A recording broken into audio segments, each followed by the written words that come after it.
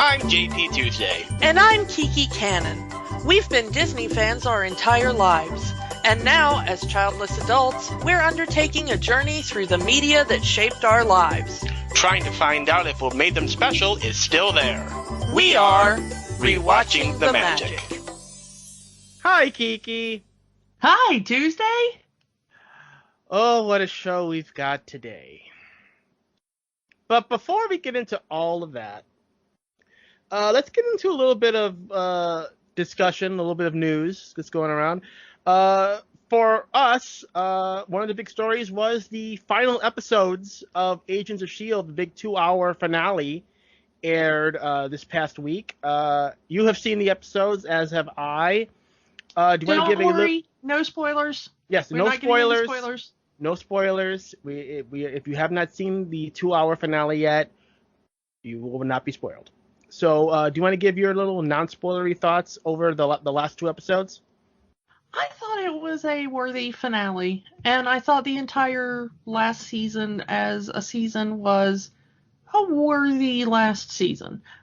They ran into some unfortunate things because of the scheduling with some of the actors and budget concerns and stuff like that become apparent as you watch the last season. You're like, oh, that's why they're not doing that. But it brought in a new character to the team that I really liked. It wrapped up some storylines for some old characters of the team, brought in some stuff like even all the way back to season 1 over the history of not only the show, but the history of just S.H.I.E.L.D. as an organization, if you follow the comics and the movies and such. And I thought the final episode was very fitting. I liked how, the end that each individual character got. I thought it was very fitting for each character. I agree. I like how they brought elements of the MCU that we've never seen in the series before in these final 2 episodes.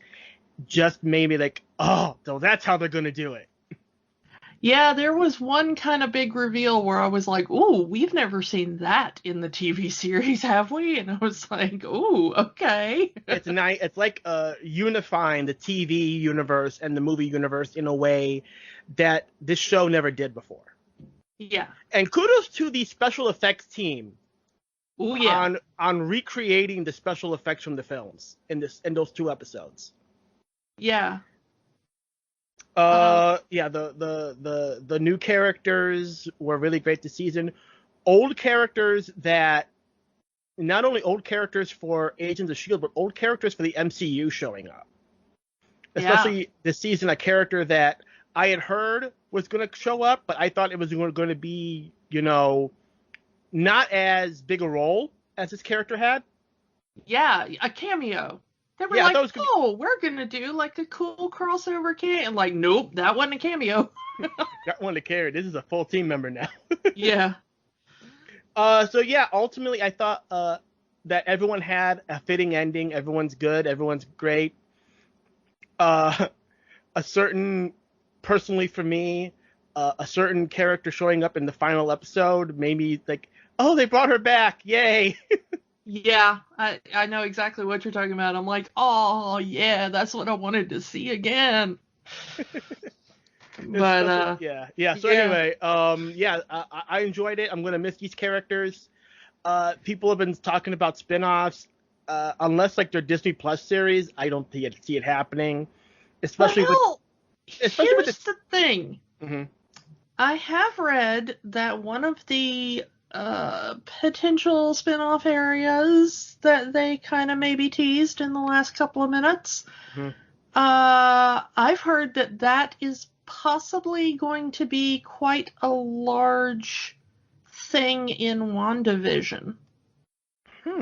Possibly. I'm not sure if like the same characters but the concept is maybe going to be a big thing in WandaVision. So it might not necessarily be a spin-off. It might be a teaser for WandaVision.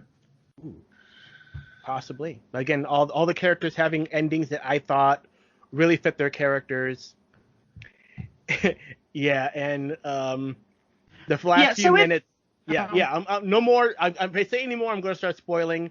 If you haven't seen it yet, if you've dropped off Shield, watch a recap video on YouTube of the first 6 seasons, and then watch the final season. That's all you need to know. Yeah, it's really worth it, especially if you find yourself with some free time right now that you don't know what to do with. It's all up there, so go give it a nice little binge. Yeah. One last goodbye to the agents. Thank you, agents. Yeah. Hopefully we'll see them again someday. Yeah, and Clark Gregg, perfection from episode 1 to finale. Just so good. We know about your crush on Clark Gregg. Yeah. Until the day Clark Gregg knows about my crush on Clark Gregg. Okay, so we have another one here. We talked about this last week. Mulan coming to Disney Plus for the $29.99 premium. We have a little bit more details since we did that recording. Apparently, you will get to keep the movie as long as you are a Disney Plus subscriber. So that might change my mind on it. I don't know yet. It has been a topic of discussion in my household whether or not this is a thing. I know, because you and I were talking about this as far back as pretty much when we started the show. Are we going to do this film? We kind of talked about we were going to do the movie like the week it came out before everything went to hell. Yeah, we had plans for Mulan to be the first movie we'd review while it was in theaters. Yeah. We'd never really wanted this to be a breaking new release show. That's why it's called Rewatching the Magic. We kind of broke our thing on that for our good friend Lindsay when we did Solar Opposites. Yeah. And no regrets there, of course, but it has been a debate among the two of us of whether or not we wanted to do any movie when it was still in theaters, but both of us have been really hyped for Mulan. Yeah. I think the trailers that have been out have really interested both of us. And I know people are going to say, oh, no Mushu, no songs, no buys, but I'm willing to give this movie a chance. Yeah, to be honest, there's only 2 songs in Mulan that I would really be sad about them not being in there. And if they're in the score, I can kind of just sing them in my head during like really awesome scenes, you know? Go back to our Mulan episode to find out more. Yeah. And I just found out that they contracted with Weta to do a lot of the armor. Which is, that's going to be good. So yeah, I am still looking forward to the movie. I still really want to see it. The fact that it's not like a short-term rental, but it will exist as long as you have your account. And both of us, I think, have already decided we're kind of all in on the Disney Plus. That's kind of the cornerstone of this podcast. Yeah, so, I mean, an extra $30 to just kind of go ahead and have that as much as I want to watch it. It's a consideration. It makes it more of a maybe versus a flat out no. Yeah, because that's what I want. That's what I want companies to do with their digital releases. I really don't like digital rentals because sometimes life gets in the way. Yeah. Especially if you're at home. It's very rare I've ever had to leave a theater because life got in the way. But when I'm watching movies at home, something happens with the dog or somebody comes to the door. Not really a thing that happens right now, but, used to. Sometimes things just happen. Mm-hmm. And you might not be able to make it in that time they allot you. Yeah. And I've been burned by that before. It makes sense when it's like a physical media, because then it's like, you have to return the DVD to the red box. You used to have to take the VHS to the Blockbuster because somebody else is waiting for that. Mm-hmm. It was a consideration thing. Mm-hmm. But on digital, like, why would you rent anything on digital? I don't understand. Just give me a flat fee. I'll decide whether or not it's worth the purchase price. And then I just have a copy of it. Yeah. That's what I want, and I don't like the idea of digital rental. So if it's $30 to just go ahead and add this to your account, I'll think about it. That might be worth it. And final bit of news I want to talk about. Hey, remember the New Mutants? Remember that movie? The new what now? Yeah, that movie from Fox that was supposed to come out 2 years ago. Finally, Disney is actually putting this out in theaters, as theaters around the country are starting to open up in the next week or so. The New Mutants will actually have a theatrical release August 28th, which will be the same day as another movie that you and I have been looking forward to, Bill and Ted Face the Music. Yeah, there might be something else about that date that's important, but I can't think of it right now. Maybe something, I don't know. Doesn't. Yeah. Oh, yeah. Our good friends over at the Funny Music Project are doing their big online convention that weekend, I assume, right? Well, that weekend, yeah. That's the next day. That's the next. I keep thinking I have something scheduled for the 28th. I don't know. We'll come back. I'll think of it later. We'll come back to it. But speaking of FunFest, our good friends over at the Funny Music Project are doing their big online convention, and we have a promo for it that's going to be our sponsor for the next few weeks until the convention happens, and we'll put that in right here. Attention fans of funny music, FumpFest is back. Sort of. Due to, 2020, this year's FumpFest will be taking place entirely online.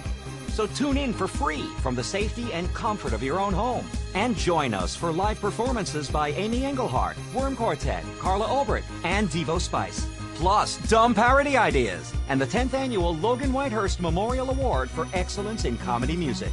Tune in Saturday, August 29th, beginning at 6 p.m. Eastern on Twitch, YouTube, and Facebook. For links and additional information, including how to participate in dumb parody ideas, visit FumpFest.com. FumpFest. Hey, somebody had to do it. 3, 2, 1. And we're back. All right. So, unfortunately, as this episode is going up, you'll be past the deadline for the dumb parody ideas. Sorry. Sorry. Anyway, let's get into what we're really here to talk about. Kiki, who's the leader of the club that's made for you and me? Well, I think it's MICKEYMOUSH? No, that doesn't sound right. I think it's... E! MOUSE. Yes, the Mickey Mouse Club, something that I've wanted to talk about on this show for a while. Not exactly this special, though. And so when you say the words the Mickey Mouse Club, there's really two versions that most people are going to be talking about, or at least will think about. That would be the original version from 1955 that aired from 55 to 58, or the 90s version, which aired from 89 to 96. The 55 version, of course, was the launching pad for Annette Funicello's career. And the 90s Mickey Mouse Club, a who's who. Britney Spears, Justin Timberlake, Christina Aguilera, Kerry Russell, Ryan Gosling. I could go on. Yeah, those two shows really launched so many careers. I mean, when you think about Disney Kids, yeah, that's where most of them came from until the advent of the Disney Channel, really. Yeah. But there was another Mickey Mouse Club, one that has pretty much been forgotten, even by Disney themselves. So, after the Mickey Mouse Club, the original Mickey Mouse Club ended, Disney decided to keep rerunning those old episodes through syndication. And they got pretty decent ratings in syndication, even through the 60s. That Disney made the decision that we're going to bring it back. We're going to revive the Mickey Mouse Club for a new generation. And in 1977, they brought back the Mickey Mouse Club in a big way. New Mouseketeers, new everything, bringing back the old show. They had them perform at the Super Bowl. And I'm not kidding. The Mickey Mouse Club, the Mouseketeers, performed at the Super Bowl. And they were given their own primetime TV special.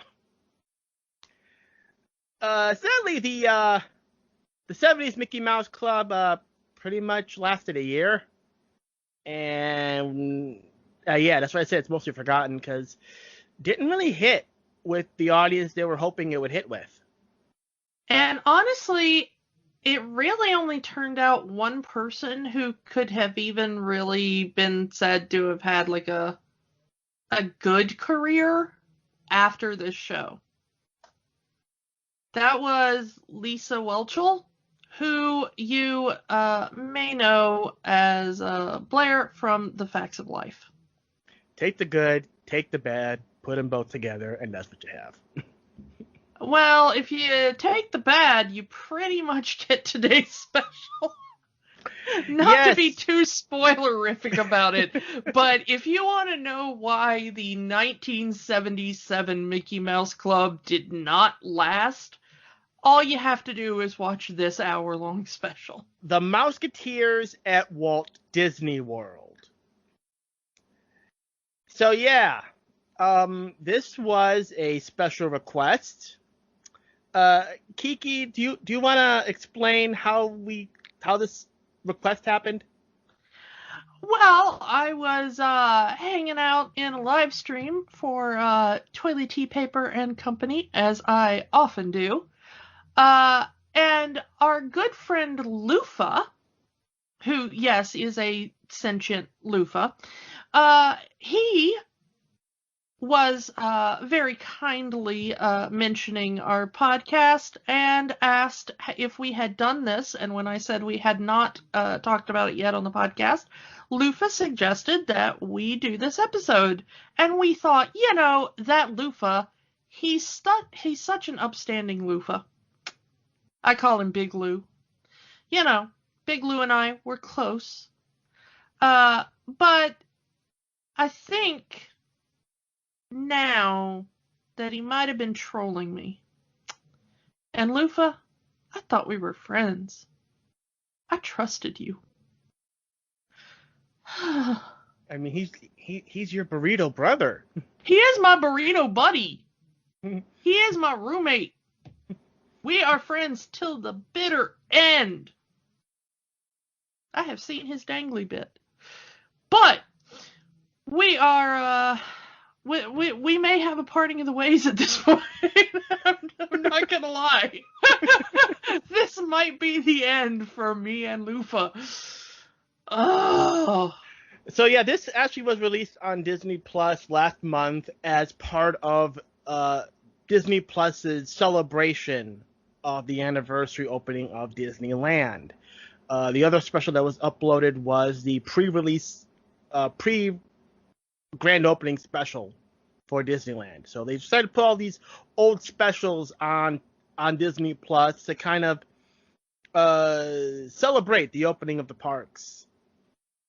Yeah. And, I want to talk about the weirdness of this special in how it is uploaded to Disney Plus.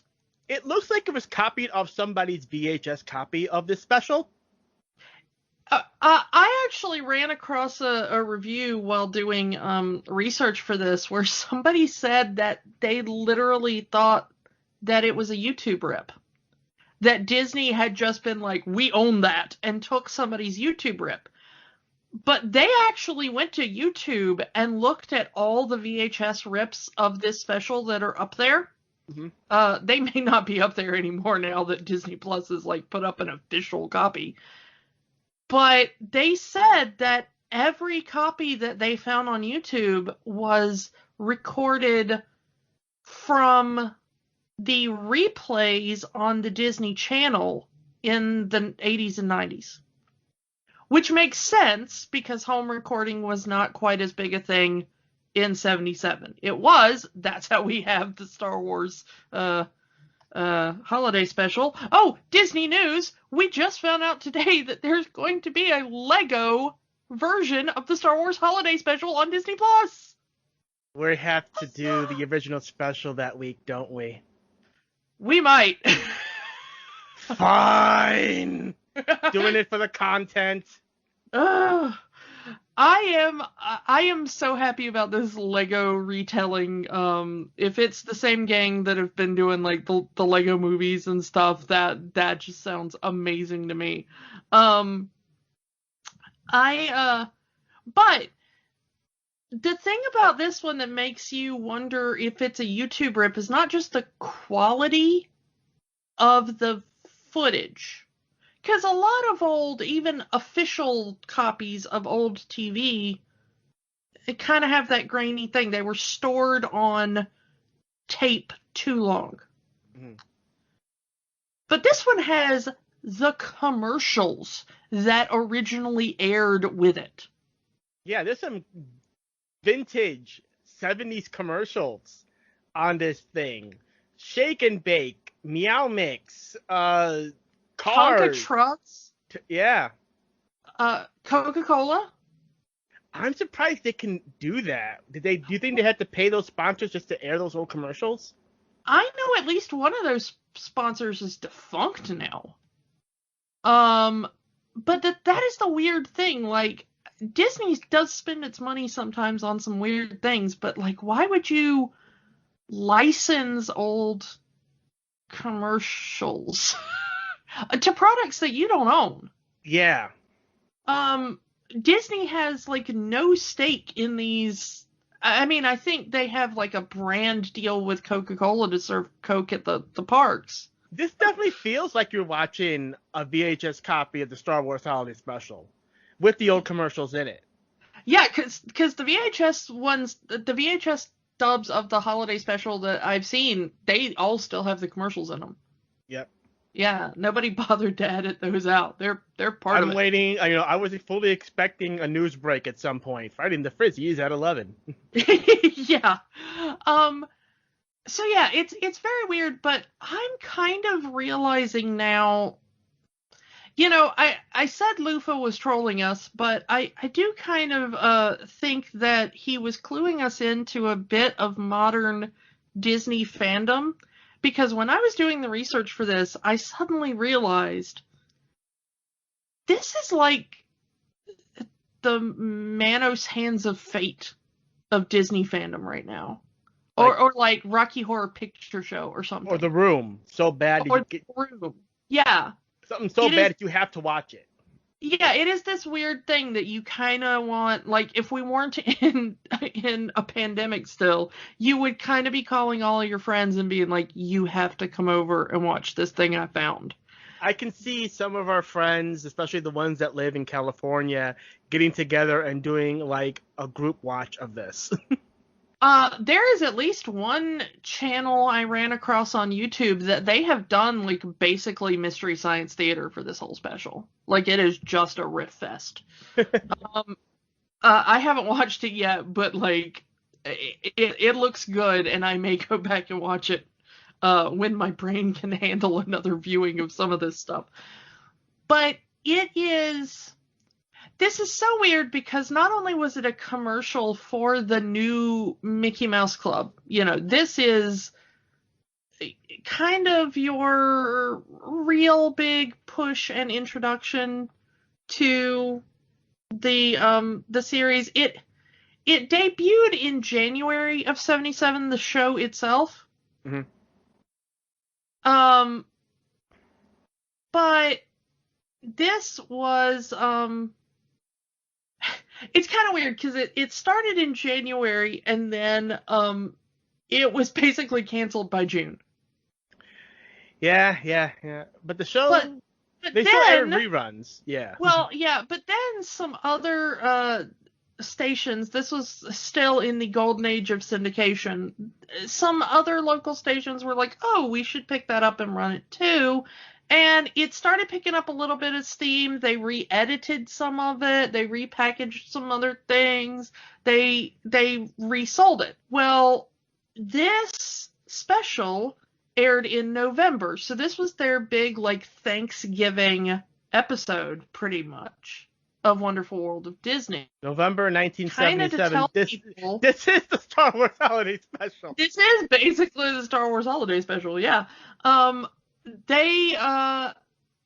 yeah, they were trying to tell people, hey, if you haven't noticed, there is a new Mickey Mouse Club. If your local station doesn't carry it, you need to call them and ask.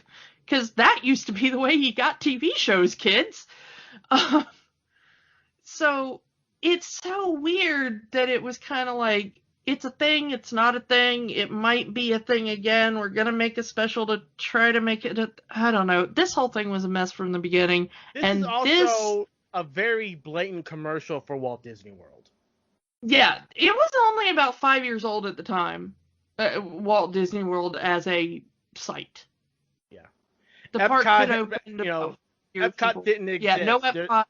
No Animal Kingdom, no MGM Studios, none of that.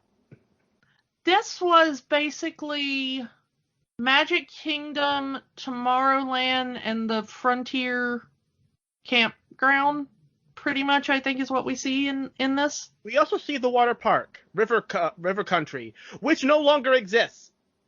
Yeah.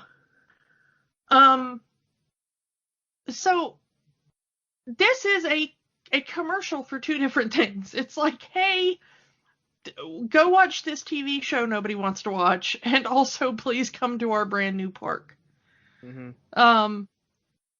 And let's just get into how this thing is set up, because it's literally the Mouseketeers going to Disney World, both for a vacation and also a PR stunt. Yeah, they're going to do a big concert at Walt Disney World, assumingly to sell their show. Hey, here are all these people that are going to be at Walt Disney World. Let's have a concert with the cast of the show. Maybe people will want to watch the show. And they've invited a reporter. It seems like one local reporter in Florida is who they've invited. Yeah, can we go to the guest stars that are in this movie? Or the guest stars in the special are far more interesting than the actual Mouseketeers. Because we've got Joanne Worley is back. We've talked about her before. Like we said, the lovely dresser from Beauty and the Beast. But also we have the other main adult character is Ronnie Shell, who was known at the time for being on Gomer Pyle. He was like Gomer's roommate or something. I don't know. I never watched that show. I'm sorry. And also he was on That Girl for a little while. But he was also a voice actor. He did a few things for a couple episodes of Magical World of Disney, Wonderful World of Disney, whatever it was called at the particular time. But he also did a lot of voice acting. He ended up on shows like Captain Caveman, The Snorks, Pound Puppies. If you were an 80s kid, you know that voice pretty much. Yeah, it was one of those. He was never really anybody big, but he was always just there in the background. And he was one of those where when I saw him on screen, I was like, oh, that guy. Yeah. Oh, yeah, it's that guy. Yeah. Is it me, or did they really, really make Joanne Worley look like Liza Minnelli? That was kind of just her look at the time, though. I don't really think they styled her any differently. Pretty much everything she's in the 70s, she looks like that. But she does look very, very much like Liza Minnelli, also in the 70s. Oh, well, Liza Minnelli now. Minnelli is styling herself like Joanne Worley in the 70s. I guess. So let's do you want to actually start talking about the special? If we have to. Yeah, I am going to point out that there is one other kind of weirdness in the casting of the Mouseketeers. The kind of littlest Mouseketeer girl is Corey Feldman's sister, Mindy Feldman. Huh. And that appears to be all she's known for, unfortunately, is just being Corey Feldman's sister. So, she gets a couple of twee little scenes where it's like, oh, you're the baby of the group, but I can kind of see why that was basically the high point of her career, as far as I can tell. Yeah, so they're on the monorail. That's how they start, and they go, and it's like, they're kids, and they're trying to act like kids. It's weird in that it's telling kids how to act like kids, but it's very weird the way it comes up in this special. Yeah. Hello, human children. We are here at Disney in an attempt to teach you how to have fun. Yeah. It comes off kind of robotic, and then, of course, they immediately go into zippity-doo-dah. We've already talked about that. Go listen to previous episodes on race and Disney if you want to hear it. But they don't do zippity-doo-dah. They do, like, zippity-doo-dah, and now we're gonna scat. Boop-a-doo-ba-ba, zippity, yeah. You know, it's like they collectively forgot the lyrics to the song and they're just gonna make some stuff up. I honestly think that they start off with like a couple of kids like whistling, which is like a big part of zippity-doo-dah for a lot of people. You know, you do the whistle part, and then I think that maybe some of the kids just couldn't whistle. Possibly. And they're told by their handler, hey, we're gonna do a concert tomorrow, so we're gonna have fun today. We're gonna go to River Country. Then they sing a song about River Country, and they're in this water park. At which point you really don't see the kids a lot. It's just like random crowd footage of River Country. It's B-roll footage. Yeah, like it really is. It looks like B-roll footage from, like, you know, hey, we're going to be filming people. Have fun. So the funniest thing is it's this one dude that loses his inner tube halfway down the water slide, and they just stay on him as he's going back up the water slide to get his inner tube. They show parts of that at least twice during the song. So the editor must have thought that was the funniest thing in the world. This dude losing his inner tube. I didn't particularly, like, sucks to be that dude, I guess. I don't know. But apparently it made the editor laugh. The editor, by the way, for this thing, I don't know who it was, but maybe don't let them edit anything ever again after this. I don't know. I need a time machine to go back to the 70s and be like, was this an intern? Because I don't think they have a future in editing. Oh. Yeah, and after getting everything together and after they're having their little fun and playing in the arcade, oh hey, we have to do a photo shoot. Oh my god. But I'm sorry. I've got to say, I actually looked up the IMDb for the editor listed for this. You want to know what his entire film career is? What? This. Was this an intern or something? This is the only thing listed on his IMDb. I am not kidding. So if he had a further career, it was of so little note it never even ended up on. I'm gonna tell you, if you look up the IMDb for this, there are no photos anywhere. Like, the cast is so unknown at this point. Like, 4 of them have photos. And it's probably the only 4 that actually had careers after this thing. Yeah, it's the 3 of the ones we've talked about, not the Feldman girl, they don't even have her picture. And then Julie Pekarsky, who did go on to do a couple of other things, but basically she hasn't really had a career since the 80s. So yeah, and as kids, and then there's this weird plot where they try to have a prank gone wrong where Lisa Witchell, accidentally on purposes gets all of the Mouseketeers off a pier into the water, and she finds it hilarious. Yeah, she's gonna take a picture of them, and she has them all lined up on this pier in like river country or whatever. And they are in the most 70s. They are in the most 70s costumes you've ever seen.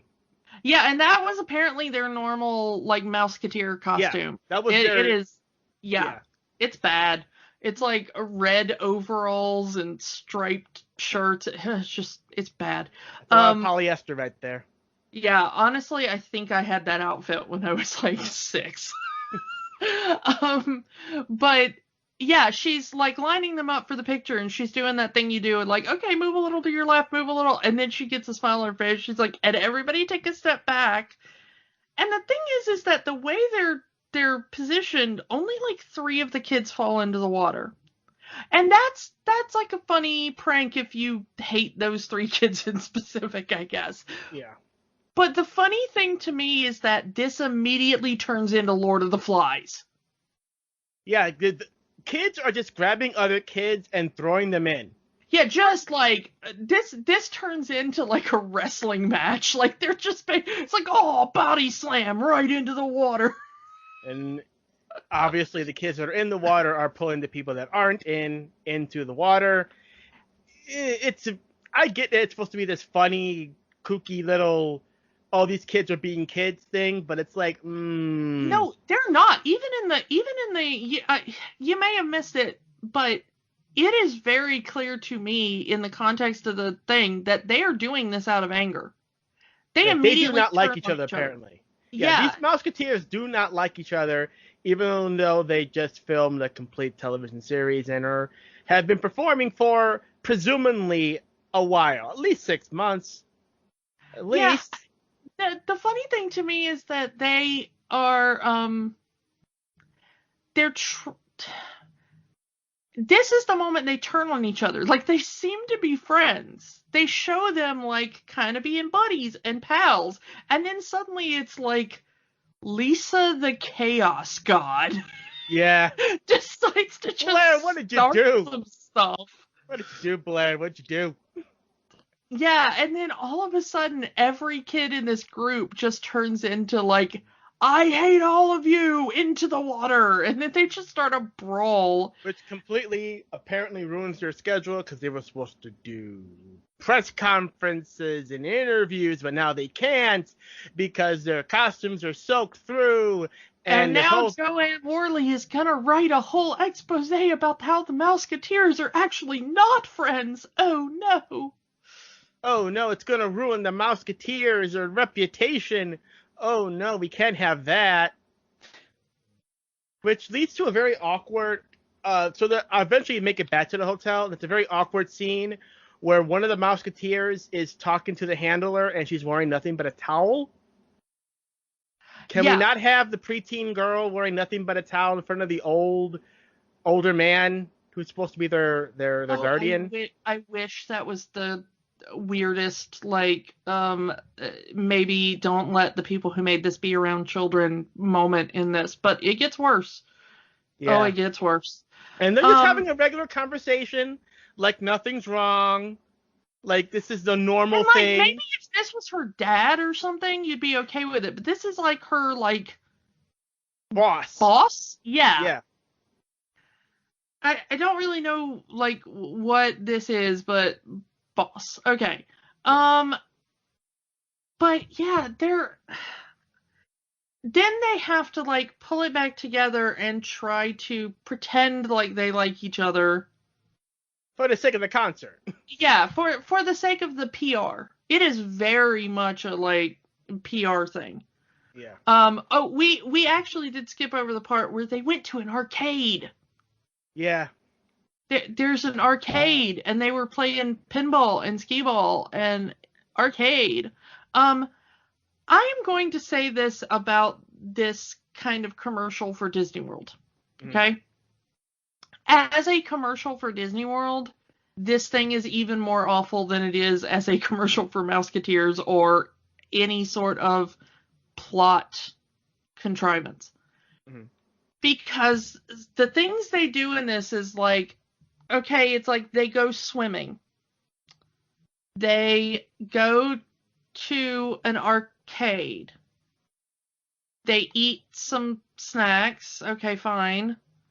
They go to the Frontier campground place.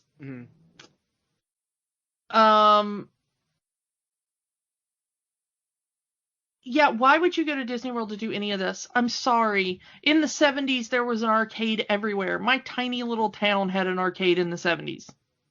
If it was here, it was literally everywhere. We were the last place to get anything. We were like the last place in the nation to get a freaking Starbucks, okay?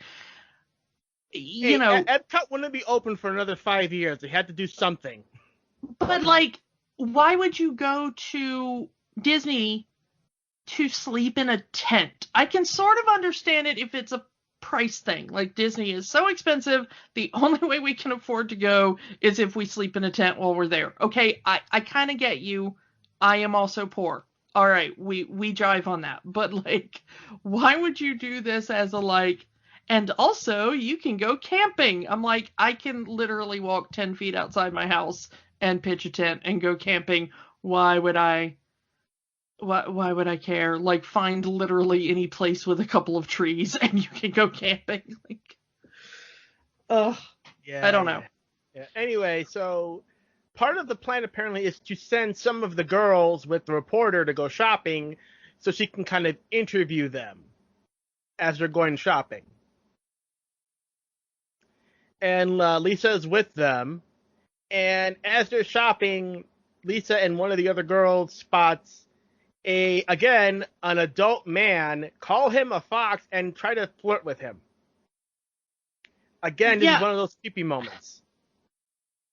Yeah, I'm trying to figure out, like, where the age range of the kids in the show was, but I can guarantee you, like, they're all pretty underage. They're all school age kids, K through 12 age kids. Even in the 70s, maybe that was not a thing that flew in a lot of places. I mean, in Florida it probably did, but this doesn't really feel Disney, honestly. Yeah, Disney was a very, like, sexless corporation for most of its run, especially at this time. You know, at most, you might have, like, you know, Annette Funicello being like, oh, he's dreamy. Maybe he will give me a chaste kiss on the cheek. Perhaps we will hold hands for a song. Like, that was really the most that they really kind of did teenage romance or, heaven forbid, sexuality at the time. And in the 70s, like, okay, they're not really trying, but these girls are definitely trying to pull this older man. The thirst is real. Yeah, and it's very bizarre because, like, Lisa Whelchel is, like, in, like, really short shorts. Yeah. And she is made to look more grown up than she is at the time. The other girl that's with her looks a little bit younger in her styling, but, like, they're trying to make Lisa Whelchel look like Farrah Fawcett or something. I'm not entirely sure what they were going for, but it's not a kid in the Mickey Mouse Club in this scene. And she's just wandering up and asking the guy, like, do you think this dress would look hot on me? And then they are heartbroken when he gets up and goes to his, like, girlfriend or wife or whatever. Who is also, fortunately, an adult woman approximately his age. Yes. Thankfully, he is shown leaving these two young girls to go to an age-appropriate woman who he then kisses, so we know he's interested in that woman and not these girls. But he kind of looks really uncomfortable through this whole scene, as he should. Yes. Like, whoever this actor is, he does not want to be in this scene, and I do not blame him. Get me out of this picture. Yeah. But we do actually get to see something that you can only do at Disney. Yeah. Tomorrowland Speedway. We actually get to see them. Yeah, Tomorrowland Speedway. Tomorrowland Speedway. With sound effects that are definitely not the Tomorrowland Speedway. Oh, yeah. It's totally not that. Like, Tomorrowland Speedway sounds like clacking metal and a lawnmower motor.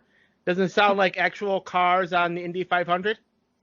Yeah, and they're having a race, and the adult chaperone purposefully loses, he says, so that the kids will bond over having beat him on the Tomorrowland Speedway. I'll say 50-50 on that. Yeah. I don't really believe that he lost on purpose. But he wasn't trying to win. Yeah. Meanwhile, somebody else is working with Mr. Brown to try to get the Mouseketeers back together, and that is our adorable little Feldman sister.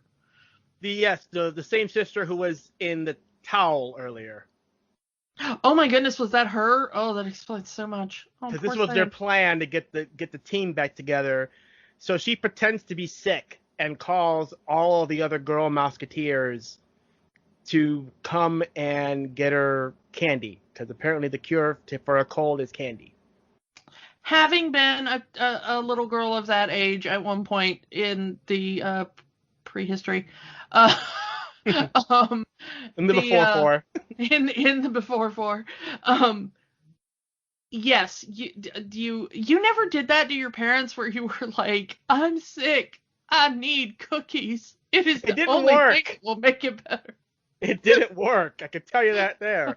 For me, it didn't work. It depends who was around. It worked really good on one set of my grandparents, so I always got more sick when, like, nice grandma was around. Could you give me some cookies and some ice cream and stuff? It worked even better on nice grandpa. Like, nice grandpa would be like, I'm getting in the car and going to Dairy Queen right now. Do you want all of the ice cream? Yes, please. I will bring you all of the ice cream. So yes, all of the kids end up in the Feldman sister room, and they're all, I'm sorry, we were mean to each other, and we're going to be friends again. And it says, okay, I'm all better now. After a thing that I think was supposed to be funny, where each girl keeps screaming like, hey, she's my friend too.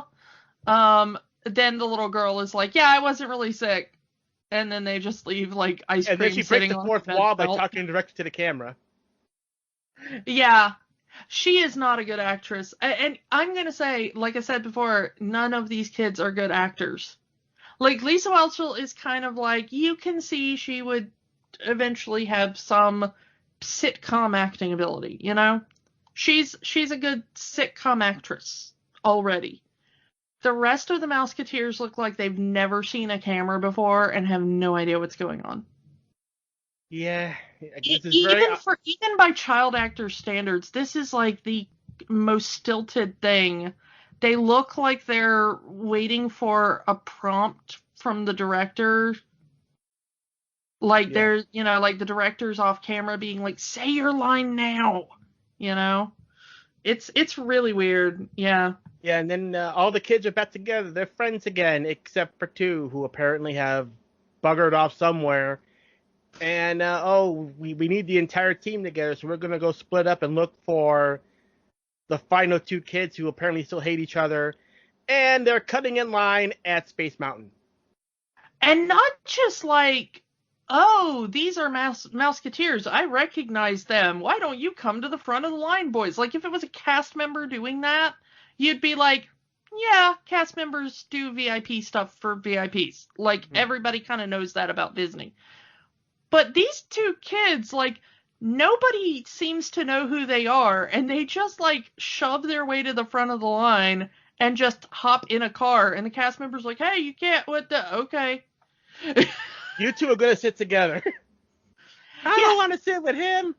Okay, I'm going to reveal something about myself. I have never been on Space Mountain. Neither have I. Do you know, like, are you just, like, plopped in the lap of a random stranger on Space Mountain? Because, like... That looks like the old version of Space Mountain, because I know that roller coaster style, and we had those roller coaster carts are similar to what we have at my local Six Flags park. It's an old roller coaster style where you're pretty much either single in this toboggan style ride, or you're having someone sit in your lap. And it's usually a couple. The woman is usually sitting on the man's lap because I'm okay. I'm okay if it's a couple. Yeah. I mean, maybe not for safety reasons, but, like, just for personal space reasons. Like, if you were a romantic couple, okay, fine. I'm fine with you. Or at least a parent and a child. Parent and a child, yeah, okay, fine.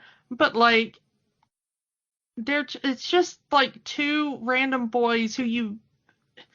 I mean, let's be honest, they're fighting, and they're also two boys of different races, so probably you're not gonna think in the 70s that they're, like, brothers or something. I think it would be, like, different today because, you know... And they've definitely changed the design of the Space Mountain cars since then.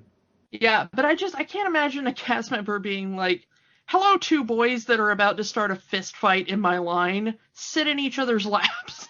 And we get more B-roll of Space Mountain, because there's clearly not the same people. Yeah, you never see these kids on Space Mountain again.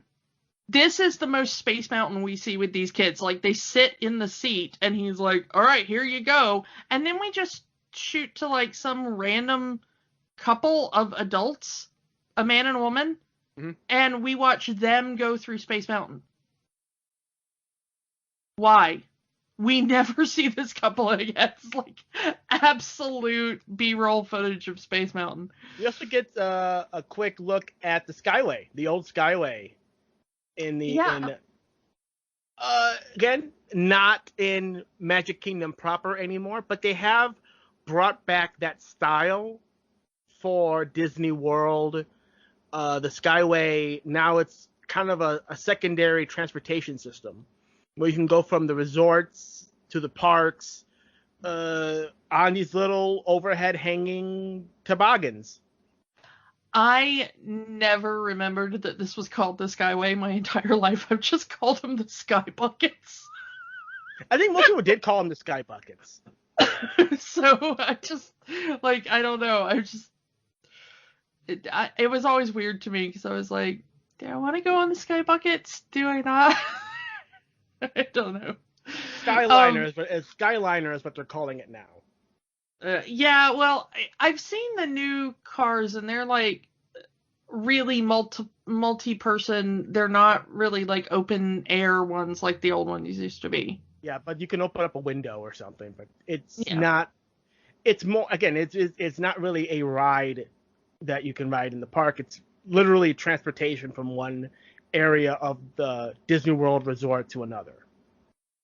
Yeah. After the reporter and the chaperone for the Mouseketeers have a romantic giant question mark experience. Yeah, it looks like they're trying to see if there's something going on with these two. Yeah, yeah. At least Joanne Worley is aggressively pursuing this guy. I'm not sure how into it the guy is. But Joanne Worley has just decided, like, oh man!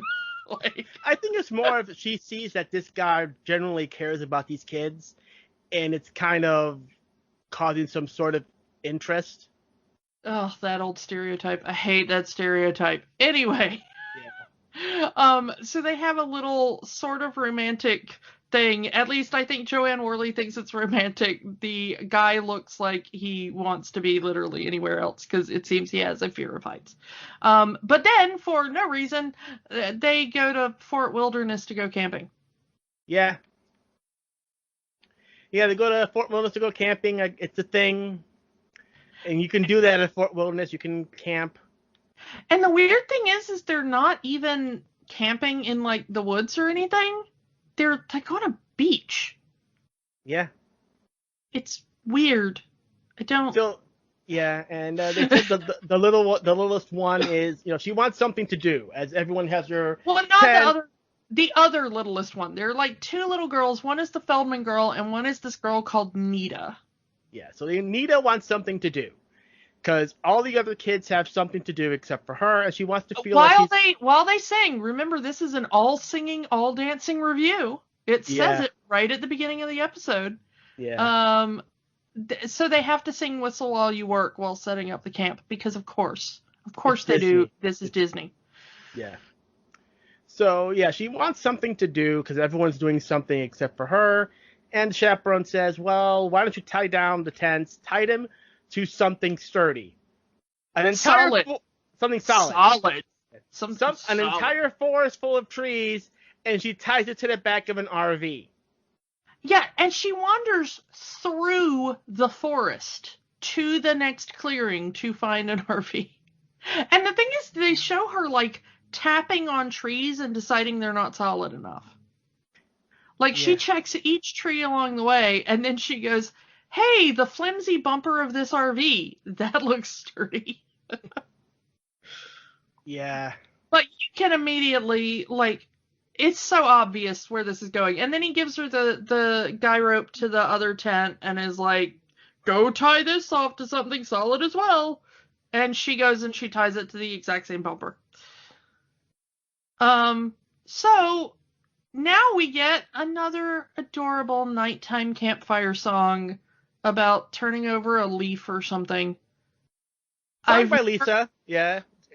Sung by Lisa Whelchel on a guitar, and she seems like, she plays guitar reasonably. She's got a nice voice. I've never heard this song before. I don't know if it was, like, written for the thing or, like, an obscure Disney song. I just don't know. But I didn't like it. Yeah, and as expected, the RV storms off. The RV drives off and takes the tents with them. With the kids underneath being like, I thought the kids were going to be, like, in danger, but it really just rips off the covering of the tent. It's a good thing these tents didn't have a bottom. Or, sleeves in the tent to hold the poles, which modern tents have. Like, I don't really know the construction of tents in 1977, as we were not alive then, but, they, at least it was really just kind of the cover tarp over the top of the tent. It was pretty much a tarp over some poles and not a tent. Yeah, not a modern tent that has, like, a sewn-in floor and, all that kind of fun stuff. And they all yell at her because this is your fault. How could you be so stupid? You're stupid. You're just the worst. Like, one kid, like, really gets in her face and just calls her all sorts of names. You Once again, ruined our trip. Yeah, this turns into Lord of the Flies, like, in the snap of a finger. And they are bullying her while the adults look on. The adults are not like, "Hey, now, leave her alone." The adults are just standing watching as the kids form a circle around her and take turns yelling insults. Yeah. This is awful. And and they show the girl just, like, in the middle of this, like, circle of death, just crying. She is just destroyed. And I'm like, Disney, who let you put this on TV? Yeah, like, and then here's scenes from next week's episode. Yeah, here's scenes from next Wonderful World of Disney. Yeah. Run, Cougar, Run. I've never heard of this. I have not, but it looks awful because it's just like, it's like a cougar's perspective as humans try to murder it. It seems to be what it is. I don't know if it's really that, but that's what the commercial makes it look like. It's like, he's the last of his kind, and he has to survive. And then it just shows, like, humans grabbing shotguns and calling hunting dogs, that it's like, run, cougar, run. And I'm like, so it's a horror movie from the perspective of a cougar, and humans are the villain. Okay. So yeah, was it Nina is her name now? Nita. Nita. So Yeah. Nita has run away because she's apparently ruined everything. And because they found out that Nita ran away, she wasn't anyone when they woke up. Now they all feel guilty because they yelled at her. And now is when the adult tells them that you were pretty hard on her. Like, you stood there and let it happen, dude. You are also at fault here. Yeah. So they decide they're going to go look for her, and they've decided she's ended up in the park because that's where a sad kid would go. You go to Disney World to cheer up. Happiest place on earth, right? But unfortunately, we discover that Nita has ended up in 2020 Disney World because she is the only person in this freaking park. No, seriously, this park is the emptiest I've seen it, and we have literally now watched video of empty Disney World during 2020, and I'm still expecting zombies to come out and get this kid. Yeah, I mean there are people in Disney World these days. They shouldn't be. Yeah, you should not be in Disney World. Go home. But anyway, but yeah, maybe, and she's not. I'm gonna tell you, she is not in some obscure part of the park. She is right next to Cinderella's castle, and there is nobody. There is nobody at the shops behind her. There is no. The best thing I can figure is they filmed this scene at 6 a.m. before the park opened. Possibly, and there is no other considering time she's of considered a performer, maybe she was able to get in early. Logic. Yeah, I don't know, but this is really weird because there is no reason that this kid should be here. But she decides that she's tired from all of the bullying and the running away and the fact that apparently she has time traveled to 2020. And she decides to sit down by the Cinderella fountain and take a nappy nap. With her Winnie the Pooh. With her Winnie the Pooh plushie. And she has a dream about Winnie the Pooh and all the other Mouseketeers together. And they sing a polka. You know the part in the Star Wars Holiday Special where suddenly it becomes really weird Wookiee, how should I put this, adult entertainment? Oh yeah, that part.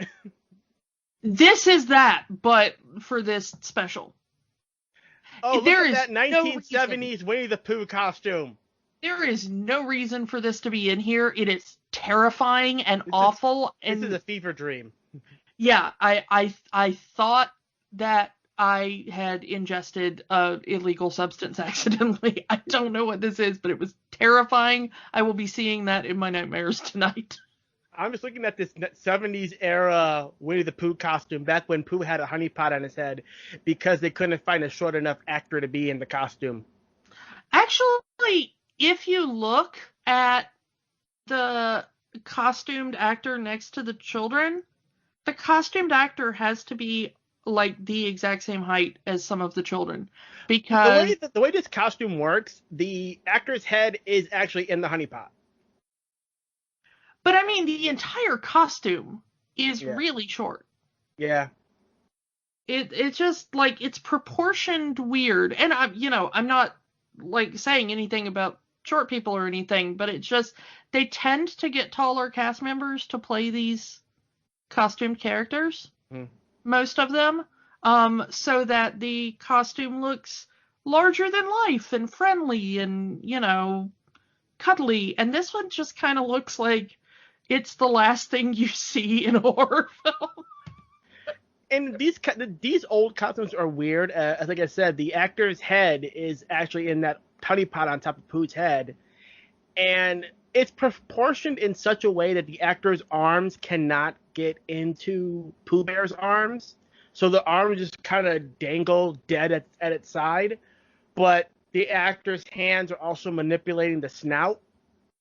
Yeah, the nose moves, and it's creepy the way the nose moves, because it doesn't move in any kind of I don't know, like, I don't want to say realistic because it's a cartoon bear, but like, there's just something weird about the way it moves. Again, that's how those old costumes were. It's weird. Yeah, there is like a whole like Reddit for just terrifying characters, costumed characters at theme parks.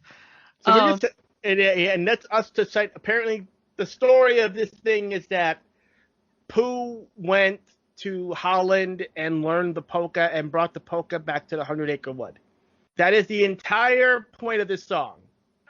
Oh, I thought it was that, like, the people in Holland or Germany or wherever, I don't know, I can't remember where they said, but I thought it was that they had, like, run out of polkas to dance, and then Pooh Bear came to visit and brought a new polka, and now everybody in this little village is happy because Pooh Bear visited and taught them a new variation of their national dance. I don't know, but it's called Pooh Polka, and that first word is really what it is. Oh, bother. Yeah.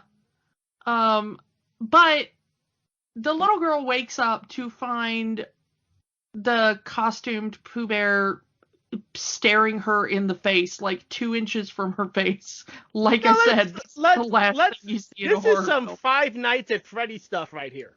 Yeah, it is really creepy because there's just this long moment of the girl waking up and Pooh is like right in her face, like snout to nose. And then she stares at the costume and the costume stares back and she stares at the costume and then she's just like, This is also a very weird point where Pooh Bear had a shirt on that said the word Pooh on it. Yeah. Why is Pooh Bear wearing a shirt with his name on it? As if you didn't know. But then they hear the sound of the other children and this weird staring contest breaks off and Nita runs away. And now we get a chase scene through the park. And he asks Pooh where she went and he's like, I didn't see anybody. Yeah. I mean, Pooh's not a snitch at least. Yeah. Good for him. So the rest of this special is chasing Nita around Walt Disney World. As they try to apologize. The last, 10 minutes of the special. Like 10 minutes of the hour are just this girl running away from her quote unquote friends. Well, they try to apologize to her and it's like, She steals a boat at one point. Yeah. And just like... This was a weird... they used to have this at Disney where you could rent a boat and ride it into the river. They don't have that anymore. Yeah, because it was too expensive to run. Yeah, they just let like a 10-year-old girl, like maybe 12 tops. At least she put on the life vest. Yeah, she has a life jacket on at least. But they just let her like run. You don't see her like renting the boat or a cast member helping her in or whatever. It's just like she just steals a boat and runs off and like goes to a different part of the park. And I think it's Discovery Island, but I'm not sure. I see parrots, so it's, I assume close to the 70s era tiki room.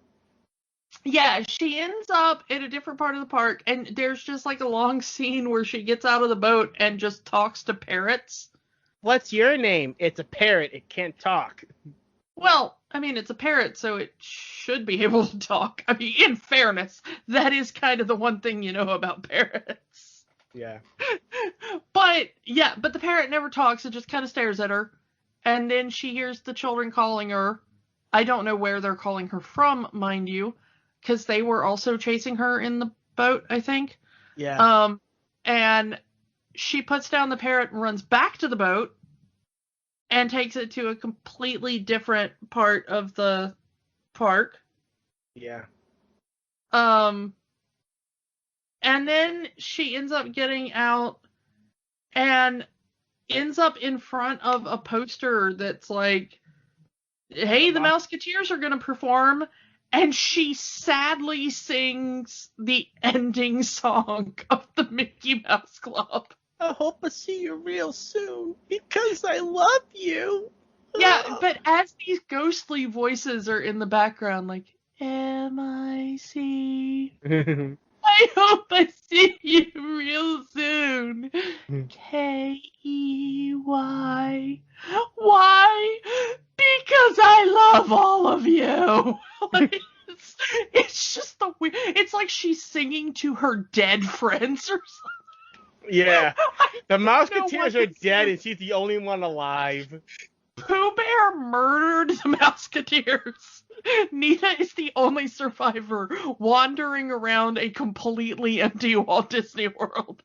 There's your Five Nights at Freddy's Ghost movie. Let's do a Five Nights at Freddy's about Disneyland. Yeah.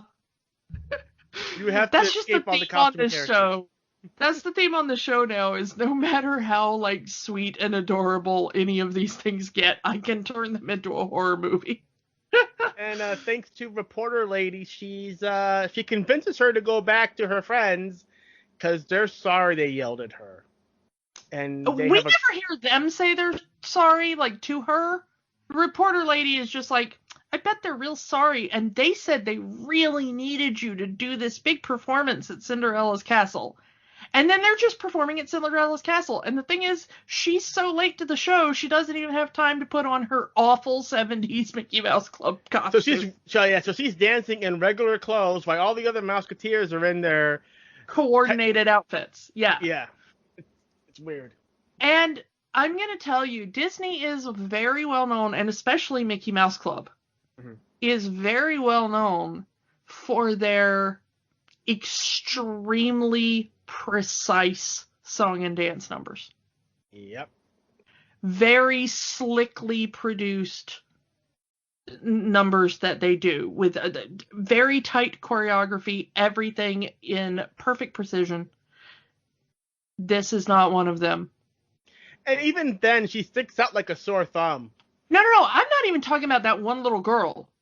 The rest of the Mouseketeers are just kind of doing whatever they want, and you get the feeling like maybe this was supposed to be choreographed, but if it was choreographed 5 minutes before they went on stage. And, like, this is supposed to be the big showcase to tell the viewer you want to watch the new Mickey Mouse Club. I can only imagine if you went to Walt Disney World that weekend and they say, we're going to show you the new Mouseketeers, the new Mickey Mouse Club, the Mouseketeers live, and you're in that audience and this is what you get. And honestly, we do see crowd reaction shots, and I can only believe that they are authentic crowd reaction shots because nobody in the crowd looks like they're having any sort of fun. They sort of look like they're very confusedly trying to clap along. Like, there's this one little boy that you can see, like, desperately trying to get into it. Like, he wants to be entertained, but he just can't. Like, well, who knows how long those people have been sitting there, you know? Hey, you know, everyone here, you're going to be in this new special we're filming, but we're going to film it 20 times. I don't know, but, like, if so, you use the footage from the first time the audience, it's like editing 101.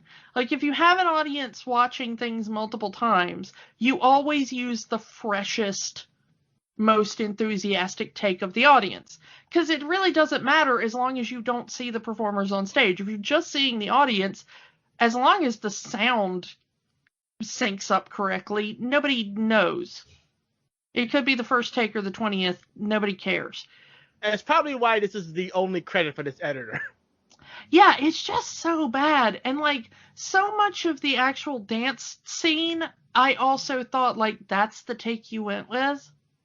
Like, that one dancer is that one kid is completely out of sync with the rest of, there'll be like 5 of them on stage, 4 of them will be in sync, and then 1 of them will be in a completely different tempo, and that's the take they went with.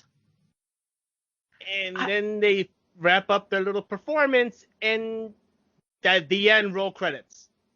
Yeah, we get no coda to this story. There's no moment where like, hey, we're glad you're not dead, or, you know, I We're heard sorry you're we yelled at singing to you. me. Yeah, we're sorry we bullied you horrifically in the woods beach. Uh, I don't This know. feels like it's the same thing. Like, it feels like the first half hour and the second half hour were the exact same story. But for two different kids. Yeah. And as both acts of this hour-long special end with the kids going around Disney World looking for their lost friend. Yeah, So- oh man. Okay, this special is probably really fun if you're maybe imbibing some fun beverages and you have some friends or housemates to mock it viciously with. I Yes. certainly had more fun with this talking about it with you than I did watching it. And I think that's what the whole thing is about, because like we said before, this is, like Manos or Rocky Horror or The Room. If you have a friends to collectively mock this thing, it's going to be more fun. Yeah, well, I do know that Lufa is a Mystery Science Theater 3000 fan, as are we all. So maybe that's why he recommended it to us. But I am gonna say I learned something about these things. The first time that I watched Manos: The Hands of Fate, Rocky Horror Picture Show, and The Room, I watched them alone. And only one of them did I watch with any kind of commentary. And that was the Mystery Science Theater episode of Manos: The Hands of Fate. And I'm going to tell you, by the time I saw that episode, I was already a diehard Mystery Science Theater fan. It took me 3 different viewings to make it through that episode. The first time. Because even with the commentary, that movie is so bad, I could not sit through it. It actually took the 3rd time when a friend sat down and watched it with me that I made it all the way through. And that was with the jokes. That's the best possible version. And it took me 3 times to get through it. By the time I saw Rocky Horror Picture Show, that one is kind of, to me, it's not a good movie, but it's an entertaining movie on its own. I don't really need that to be mocked. So I didn't really have a problem with Rocky Horror. I find that an entertaining movie on its own. The first time I saw The Room, it was when most people didn't know what it was. It was not the, like, everybody knows what The Room is now. It wasn't that. It was when Adult Swim showed it back to back to back to back for like 12 hours on April the 1st one year. And the only reason they did that is because some of the first people to find the movie and promote it were Tim and Eric, who work for Adult Swim. And they talked Adult Swim into doing it as an April Fool's prank. And they had Tommy Wiseau on their Tim and Eric show or whatever. But Adult Swim did it without telling anybody what they were doing. So if you were, as I was, a rabid Adult Swim viewer at the time, I tuned in for like my normal Adult Swim, and there's just this movie. No context, no nothing. Just this movie, and I don't know what it is. And then when I saw it repeat in the next block, I went, oh, I get it. I get what they're doing, but I don't know why. And then I think the 3rd repeat, I watched it all the way through by myself. And that was the first time I saw The Room. This to me sort of felt like a much milder version of when I saw those things. Of when I watched it, I thought, this is gonna be like the Disney cult thing you mock with your friends. Yeah. We're gonna be making jokes about this in the future. You know, there's a whole running thing in the thing where like the two boys keep calling each other turkey. Jive turkey. Jive turkey. Because it's the 70s, you know. It's the 70s, and one of the boys is black. So they keep screaming jive turkey at each other like it's the worst insult in the world, which I'm sure in the 70s it carried a little more punch than it does now, which is absolutely no punch.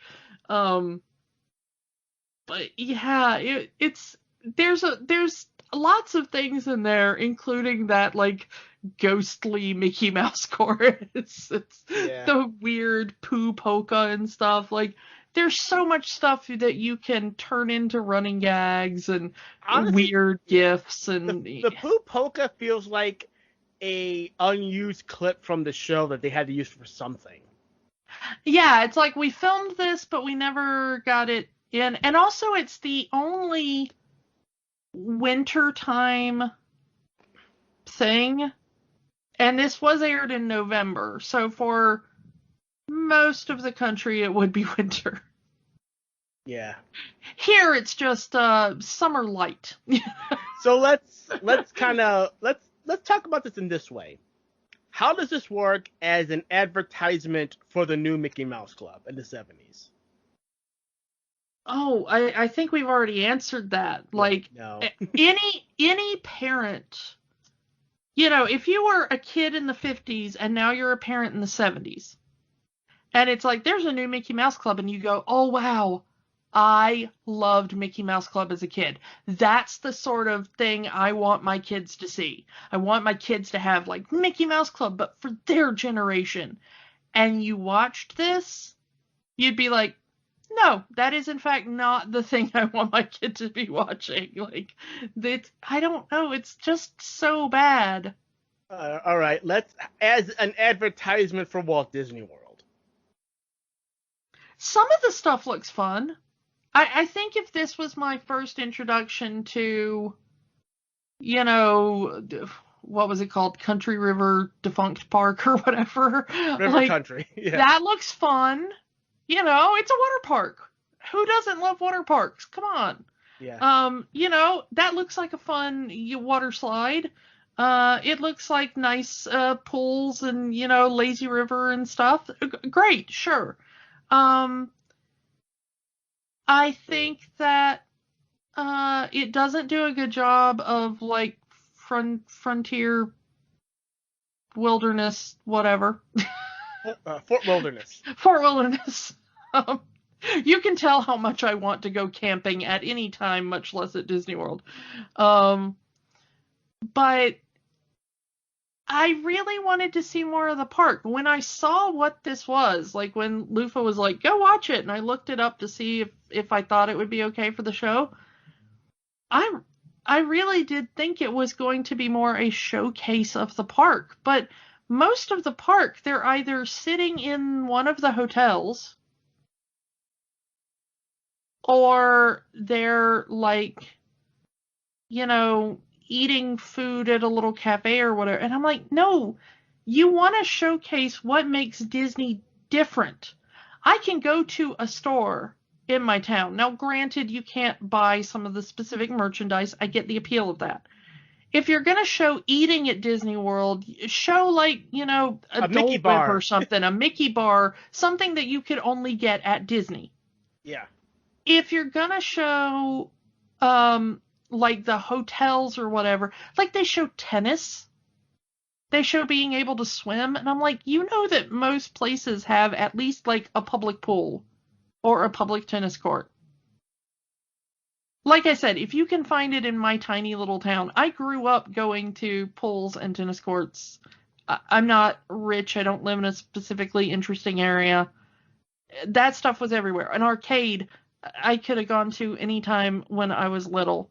You know, show me the fun stuff about Disney. So when they showed, like, Disney specific stuff, when they showed, you know, Tomorrowland, Speedway, and they show Space Mountain, and, you know, if they'd have showed more of, like, characters walking around the park, that would have been great. They really dogged the teacups in this special. They completely buried the teacups. They mentioned the teacups once. She says, "Do you want to go on the sky buckets or do you want to go on the teacups?" And he goes, "Teacups are for little kids." And then they go on the sky buckets. Way to really make one of your signature rides really look interesting, Disney. Yeah, I know adults who love the teacups. Like, I don't know why you would be like, let's crap on the teacups. I don't know. It's so weird. Everything about this is like, hey, do you know how to do a Disney special? No, you don't. So as an advertisement for Walt Disney World, this fails. Yeah, It just fails at everything that it's trying to do. Yeah, and it's not interesting as a story. Like you said, it's the same story twice with different characters.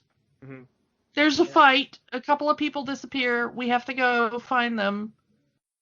The end. Search all over the park to find them. Yeah, so there is like we said, there's a reason that this 1977 version of the Mickey Mouse Club didn't even last a year. And the thing is, like we said, they sing a couple of classic Disney tunes. They sing Zippity Doo Dah. Mm-hmm. They sing Whistle While You Work.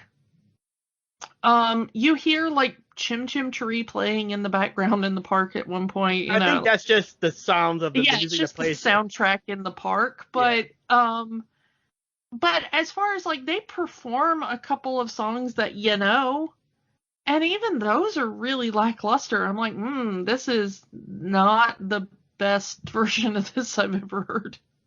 Yeah. You know. So, yeah. This was not... There's one more version of the Mickey Mouse Club that I haven't mentioned yet. We've mentioned the 50s show. We mentioned the 70s revival. We've mentioned the 90s. They brought back the Mickey Mouse Club in 2017. Did you know that? They did. I did see that, but they brought it back in such a different way. It was exclusive to Facebook. It was exclusive to Facebook. And they're still there if you can go to Club Mickey Mouse on Facebook. And it wasn't anything like any version of the Mickey Mouse Club that you might know. It was just music videos and rehearsals for the music videos. The Mickey Mouse Club! And that lasted like a year, and that's why. Because when I think Mickey Mouse Club, I don't just think the songs. I think of the skits and just the camaraderie between the kids. Cartoons. Yeah, cartoons. Serials, musical numbers, of course, but not like music video. Even if you watch the 90s ones where like music videos were now a thing, that was when MTV still showed music. But even then, which has a more music video style, I don't think you would ever really confuse the 90s Mickey Mouse Club music bits with, like, this was specifically supposed to be a music video. It still feels like Mickey Mouse Club. Yeah. Yeah. While I don't mind tweaking, revising, adding, moving things around, I think at some point you're like, this is a formula that has been proven to work, and anytime we go away from that formula, it doesn't.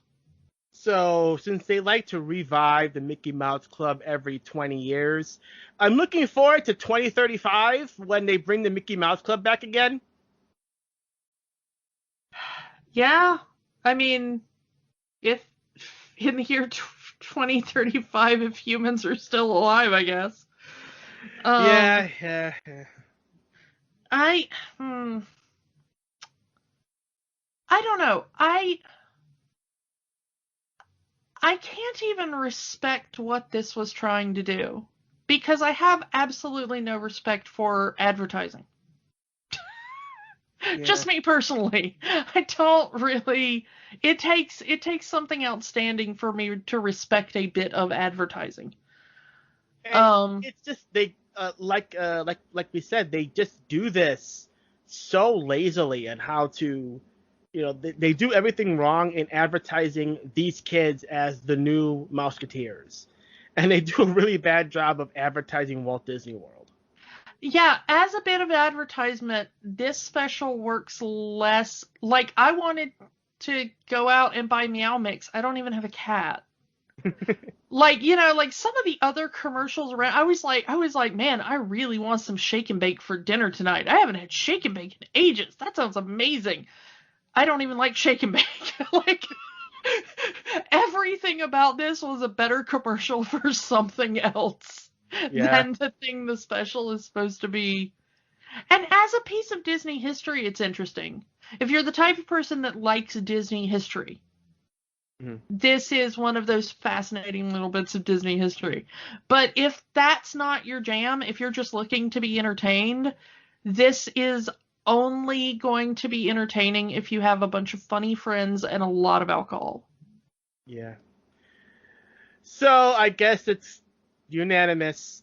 There's no magic here. There was never magic here. It's for a place called the Magic Kingdom. Oh, the magic-free kingdom. The magicless kingdom. The no magic allowed kingdom. I don't know. All right, so let's move on. Let's talk about. Hopefully, we have something that we like to watch next week. Wait, I just remembered something. What? I think I remembered what it is that I have to do on the 28th. What's that? That's my birthday! It's your birthday? Oh, yeah, it is your birthday. So, how old are you turning? 21? Yeah, thereabouts. I'm gonna have my first drink. It's gonna be great. No, so you know what? I'm gonna say as co-host of this show, I am putting my foot down. I get to choose the topic next week. Yes, ma'am. What do you want to talk about? I want to talk about my favorite cartoon, the 1990s X-Men cartoon! Ooh! Sorry. No, honestly, I love the 90s X-Men cartoon. I can't wait to talk about it.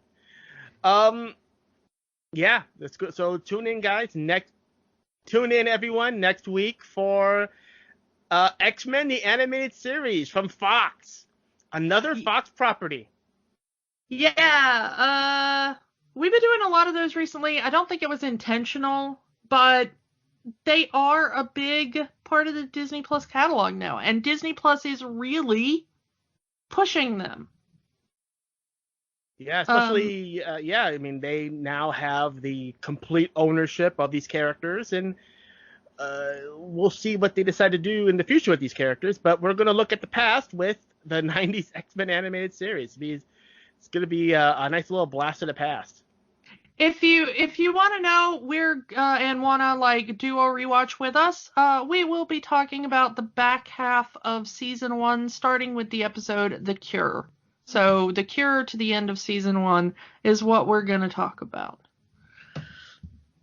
All right, so I guess it's time to wrap this up, or as the Mouseketeers would say, now it's time to say goodbye to all our company.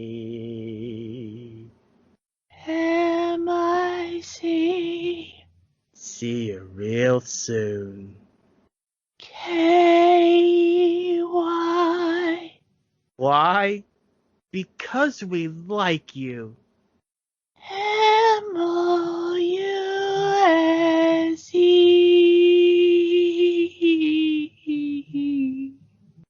See you next week, everybody. I think I died. Thank you for listening to Rewatching the Magic. We invite you to keep the magic going by joining the conversation online. Find us on Facebook at Rewatching the Magic, on Twitter at Rewatch the Magic, and of course, find all new episodes at rewatchingthemagic.podbean.com. Until next time, remember, the magic is for everyone. It only stops if you let it.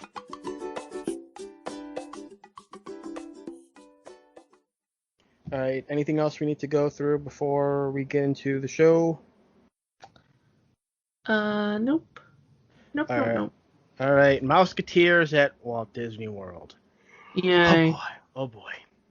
In 3, 2, 1. Hi, Kiki. Hi, Tuesday? Oh, what a show we've got today.